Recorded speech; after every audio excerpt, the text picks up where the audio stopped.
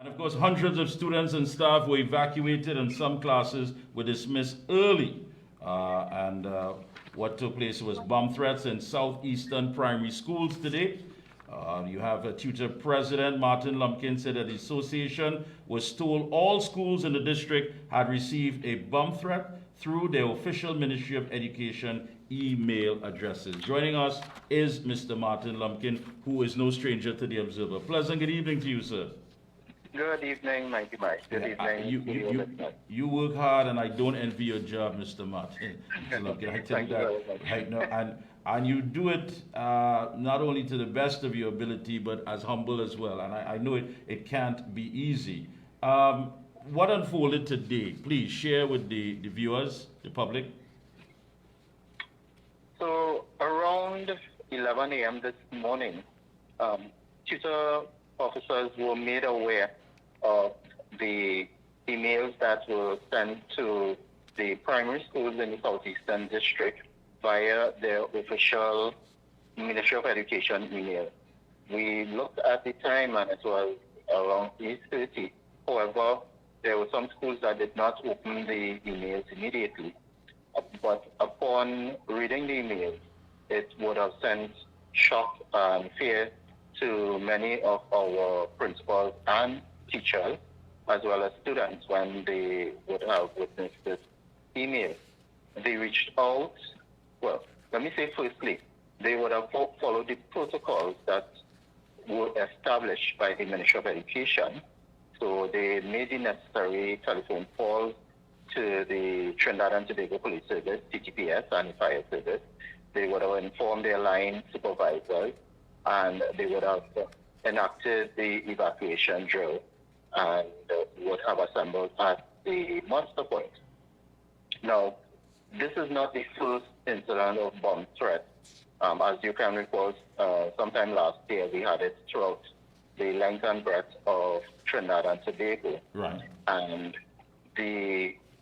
let me say on the onset as well that TTUTA condemns this cowardly and ghastly act that the perpetrators are placing on our nation's schools, which deny our students from being taught and our educators from applying what they have been learning to, bring about changes to our children. And they were very traumatized by this incident. So this is not the first such incident. And just like the last time, the school officials would have followed the protocols and awaited the relevant authorities, which would be either the TTPS or the Fire Service, to scout the school and to give the clearance for the school to be reoccupied. Now, we all know the geographical size of the southeastern district, so it is virtually impossible for the authorities to visit every school to carry out the necessary checks. We were also told that while the Fire Service was at the St. Therese RC Primary School, they got a call of a fire and had to leave to go and attend to that particular incident, and would have left the school without completing the necessary checks. Right. And the majority of these schools, their muster point is in an open area, not shaded. It would be, the occupants have to be under the conditions of this sweltering heat. Yeah, and today was hot. Today was hot. Yeah, today was very hot. Yeah. And you're speaking about hours upon end, that the principals, administrators have to await the directive of the Ministry of Education because in the absence of the relevant authorities scouring the school and making the necessary checks and to deem the plant safe, they have to not occupy, because we cannot take these threats idly by. We have to take them very serious. But let me ask you this.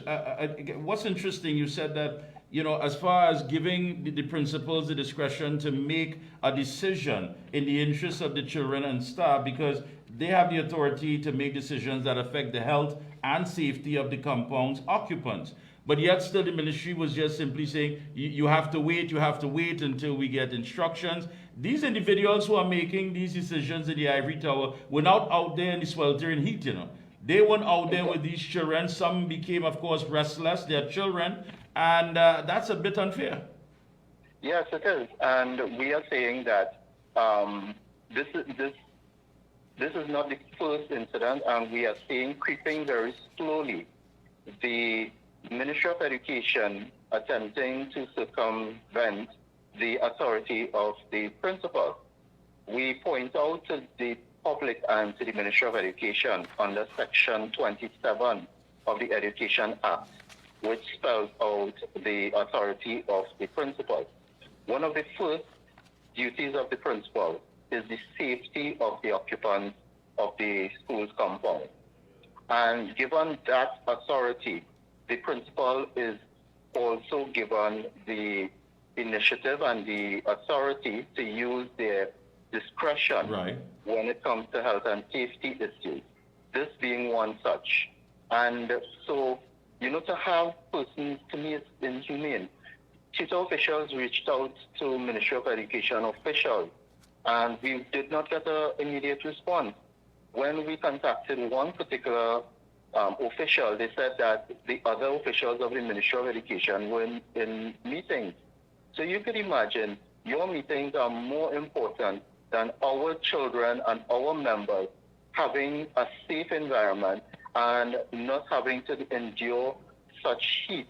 And I must say, the teachers and the principals have been doing yeoman service when it comes to this, in keeping the children as calm as possible, because I heard a comment from the Minister of Education that called upon the administrators and principals not to cause any further alarm and undue psychological effect on the students. But I have to contend that our administrators, our principals, our teachers have been keeping those children very calm under those conditions. And to say that, to me, is unfair.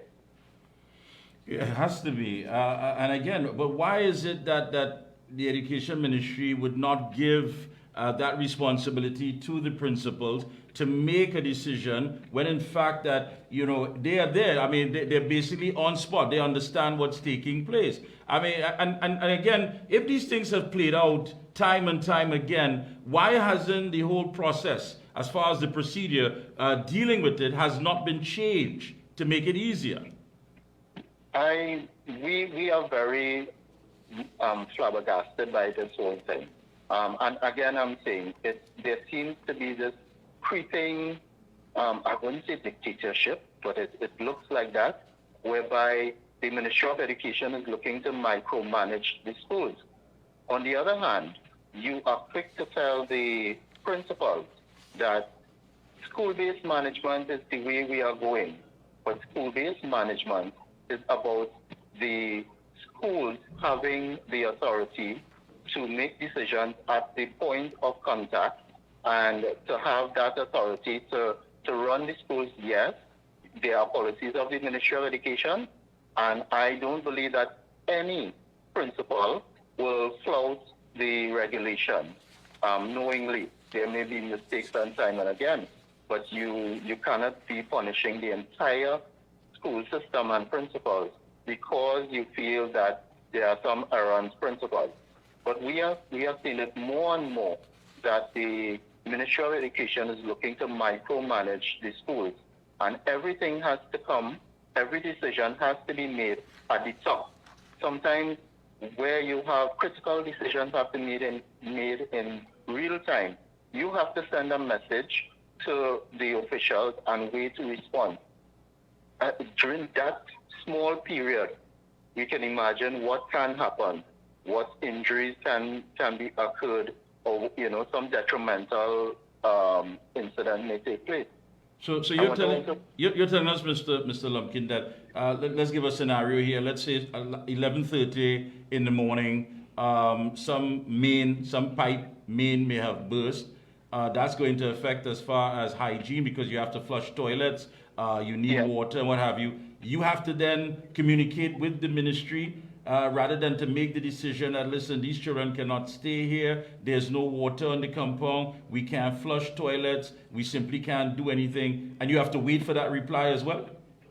Yes, and when we brought it up with the Ministry of Education, the excuse given, and the excuse that we cannot accept, is that the minister will try within her powers to have water sent to the school or water restored and so on. We want to point out that there is a circular which speaks on the procedure when there is no water, and the administrators and principals are supposed to follow that. And it also speaks about dismissal by a certain period if there's no water. And again, what you said is true. Based on health and hygiene, you dismiss the school.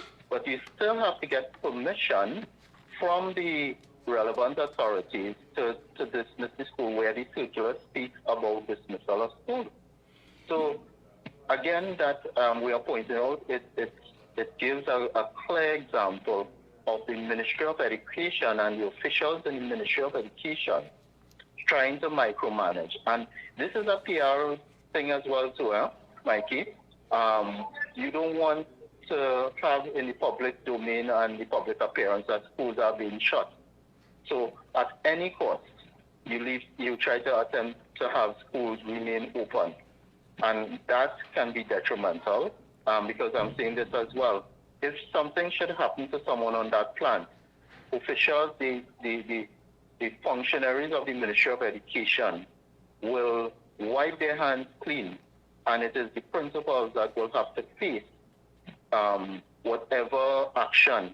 And the Ministry of Education will be quick to discipline those persons and say, well, why? What did you do? And they always like to quote duty of care. Yeah. But you are not giving the principals the authority or even the resources, and so they are now faced. And any infractions, it is the principal that will be answerable. Yeah, but for the public who's viewing, I mean, something as important as our children's education, one would think that the ministry and TTUTA and the administrators would all be on the same page, have a level of understanding. I mean, the police, as it says here, the police and fire officers cannot geographically go to every school, but is there some process that perhaps some teachers may look around and see if there's any strange package, whatever the case may be, notify the authority, narrow it down? I mean, there has to be something better than all that is taking place here, because the disruption of classes is something that these young students are going to have to pay a price for, and by extension, the country. We don't need this happening every Monday morning. That's a fact. But one would think that everybody would be on the same page to deal with these issues. Yeah, and as you spoke about that issue of the police being there, we got a report of police coming to one of the schools in Southeastern. The officers remained in their cars and asked the teachers to go scout around and look for any strange packages, which we cannot condone that at all. Yeah. Because our teachers are not qualified or they are not the authority to clear any building when it comes to bombs or bomb threats. And to have the members of the TTPS sit in their vehicle, and I can tell you the principal of that school as well as the staff representative of the school reached out to me, and they said that when they were told that, they refused because that's not part of their duties and they are not qualified to do that. Understood. But I understand the point you're making about having to see strange packages. We understand that some official of the school should accompany the authorities when they're making their checks. Let me ask you quickly, because our time is up. Back pay, has that been rectified? That's been sorted out?